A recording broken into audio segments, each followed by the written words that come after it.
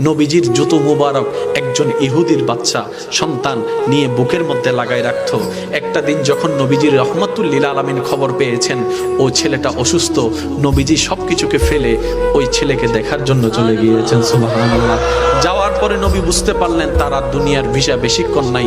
রবের কাছে দোয়া করলেন, ও আল্লাহ, আমাকে মহাব্বত করে আমার জুতা নিয়েছে, আমাকে মহাব্বত করে আমার জুতা বুকে নিয়েছে। জগৎ যখন জানবে নবীর জুতা বুকে নিয়ে নেওয়ালা জাহান্নামে চলছে, জাহান্নামের আগুনে চলছে, আল্লাহ এটা তো আমার ইজ্জতের ক্ষতি, এটা তো আমার ইজ্জতের ক্ষতি।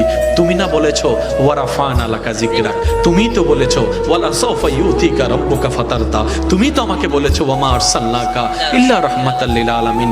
নবীজি যখন রবের কাছে ফরিয়াদ করলেন, রব দোয়া কবুল করলেন।